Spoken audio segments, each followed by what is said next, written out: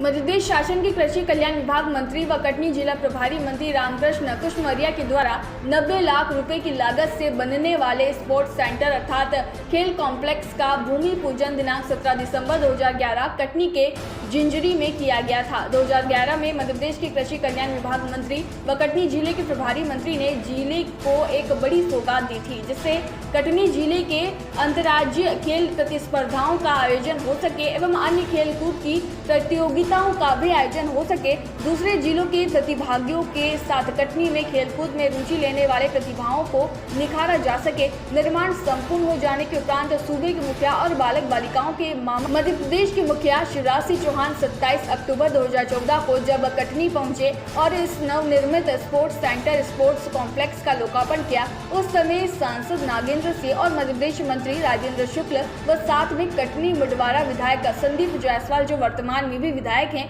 वो स्वयं लोकार्पण कार्यक्रम में उपस्थित थे। जब सूबे के मुखिया जिस जिले के कार्यक्रम में हो, तब उस जिले में स्वाभाविक है कि समस्त आला अधिकारी अपनी उपस्थिति दर्ज जरूर करवाते हैं। आपको बता दें कि तब शायद सूबे के मुखिया शिवराज सिंह चौहान और जिले के प्रभारी मंत्री रामकृष्ण कुशमरिया ने यह कल्पना भी नहीं की होगी कि उनके प्रजातंत्र अधिकारी व जनप्रतिनिधि इस कदर की लापरवाही बरतेंगे कि 90 लाख रुपए की लागत से बनने वाला स्पोर्ट्स कॉम्प्लेक्स एक दिन जंगल में तब्दील हो जाएगा। खेल एवं प्रशासनिक विभाग की लापरवाही के चलते एक पूरा बना हुआ स्पोर्ट ग्राउंड के साथ साथ बना हुआ भवन आज जर्जर स्थिति में तब्दील होता नजर आ रहा है। यह पूरा मामला कटनी जिले के जिंजरी में बने स्पोर्ट्स सेंटर अर्थात स्पोर्ट्स कॉम्प्लेक्स का है, जो बनता तो है लेकिन इसके रखरखाव का ध्यान नहीं रखने के चलते पूरी तरह जर्जर में तब्दील होता नजर आ रहा है। इस खेल भवन को बनाने के पीछे शासन की मंशा तो थी कि यहाँ पर आकर बच्चे खेल की ट्रेनिंग लेंगे और कटनी के साथ साथ प्रदेश का नाम पूरे देश और दुनिया में रोशन करेंगे। लेकिन जिस खेल ग्राउंड के जरिए पूरे देश प्रदेश में नाम रोशन करना तो था, मगर उस भवन का नॉमिनेशन मिटता हुआ अब नजर आ रहा है। वहीं अगर हम आपको एक अहम बात बताना जरूर चाहेंगे कि आज शहर में कई ऐसे निजी खेलकूद के लिए एवं खेलों के लिए प्रशिक्षण केंद्र स्थापित किए जा चुके हैं और इन निजी केंद्रों पर बाकायदा एक शुल्क अदायगी के बाद आप खेल संबंधित प्रशिक्षण प्राप्त भी करेंगे। यदि जिंजरी में निर्मित 90 लाख रुपए का स्पोर्ट्स सेंटर की शुरुआत हो चुकी होती तो आज अनेकों खेल जगत के ऊर्जावान नए नए प्रतिभाओं को एक बढ़िया खेलकूद का व्यवस्थित मैदान मिल सकता था, मगर यह सब देखकर अब दूर दूर तक नजर नहीं आ रहा है। वर्ष 2011 में कटनी के प्रभारी मंत्री रामकृष्ण कुशमरिया जी थे। उन्होंने कटनी के खेल प्रेमी खिलाड़ियों की मांग पर लगभग 2.5 एकड़ क्षेत्र में 90 लाख रुपए की लागत से एक स्पोर्ट्स कॉम्प्लेक्स इसलिए बनवाया था कि खेल प्रतिभाओं को अपनी प्रैक्टिस करने का, अपनी उत्कृष्टता को सिद्ध करने का और राष्ट्रीय अंतर्राष्ट्रीय प्रतिस्पर्धा आयोजित किया जा सके।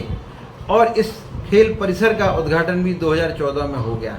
लेकिन दुर्भाग्य है कि उद्घाटन के उपरांत भी स्थानीय अधिकारियों ने, खेल अधिकारियों ने कोई ध्यान भी नहीं दिया। मैंने इस संदर्भ में जहाँ जिले के खेल अधिकारी मिस्टर भार से बात की, उन्होंने कहा कि बिजली का कनेक्शन नहीं है। मैंने कहा कि बिजली का कनेक्शन जनता अपने चंदा करके, खिलाड़ी चंदा करके वहाँ चालू करवा सकते हैं। बोले नहीं, इसकी हमें परमिशन लेना पड़ेगी।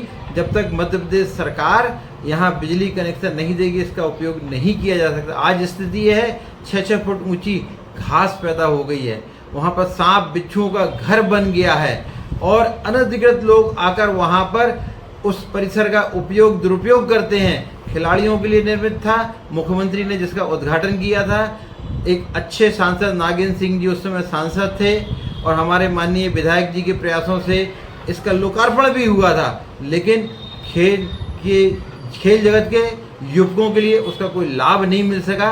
ये अधिकारियों की लापरवाही है और इसका खामियाजा हमारा कटनी शहर भुगत रहा है। न तो खेल प्रतिभाओं को अपनी प्रतिभा को विकसित करने का अवसर मिल रहा है, न राष्ट्रीय अंतर्राष्ट्रीय खेल प्रतिस्पर्धाएं यहाँ आयोजित की जा पा रही हैं।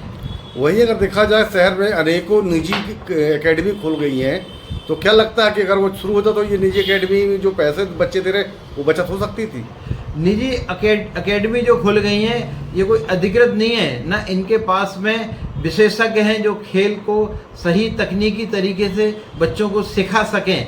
यह तो क्या है कि कटनी में प्रदेश सरकार और अधिकारियों की लापरवाही से मिलने वाले अवसर को ये खो दिया है और उसका लाभ कुछ अवसरवादी लोग उठा रहे हैं। बच्चों को जितना थोड़ा बहुत सिखाने का प्रयास करते हैं, जितना बनता है उतना सिखाते हैं, लेकिन तकनीकी रूप से वो बच्चों को न तो योग्य खिलाड़ी बना पा रहे हैं, न योग्य प्रतिस्पर्धा के लिए तैयार कर पा रहे हैं।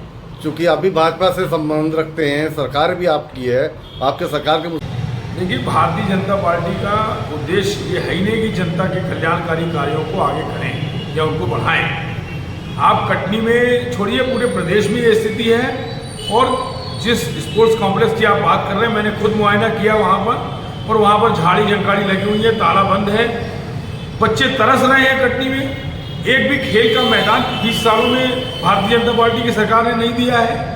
जो यहाँ पर फॉरेस्टर प्लेग्राउंड है, वो भी एक दानदाता फॉरेस्टर साहब ने दान कर दिया था, तो उस ग्राउंड पर आज भी खेल गतिविधियाँ चल रही हैं। ना कोई स्पोर्ट्स कॉम्प्लेक्स बना, ना कोई किसी प्रकार का कोई दूसरा कोई साधन बच्चों के खेलने के लिए बना।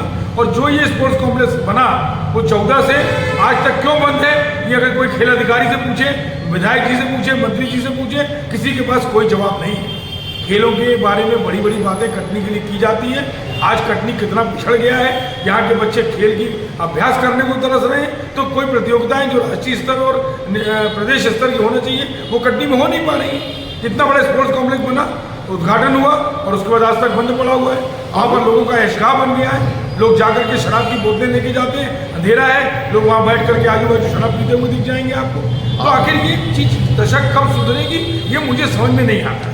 आप कांग्रेस के विपक्ष के नेता भी हैं, तो क्या इस बारे में आपको कभी कोई प्रयास किया है कि कहीं किसी शिकायत वगैरह कहीं? इस बारे में शिकायत हमारे जिलाध्यक्ष महोदय ने पहले भी लिख करके दी है। हम लोगों ने मौखिक रूप से भी कलेक्टर साहब को भी और दूसरे खेल अधिकारी को भी और विधायक जी तक भी ये खबर पहुंचाई है। सोशल मीडिया के माध्यम से भी ये बातें कई बार उठी हैं, लेकिन भारतीय जनता पार्टी के नेताओं की कोई रुचि इसमें नहीं है। कटनी नदी का पुल को देख लीजिए, 20 साल से बन रहा है, आज तक बन नहीं पाया है। जहाँ जो काम चल रहे हैं उनके, आज तक ट्रांसपोर्ट नगर बाहर नहीं हो पाया। कोई भी ऐसा काम नहीं है जिसको सुचारू रूप से चलाने की तरफ कोई कोशिश करें। क्रिकेट की सुविधा नहीं है, हम लोग को पैसे दे के क्या बोलते हैं प्राइवेट एकेडमी में आना पड़ता है।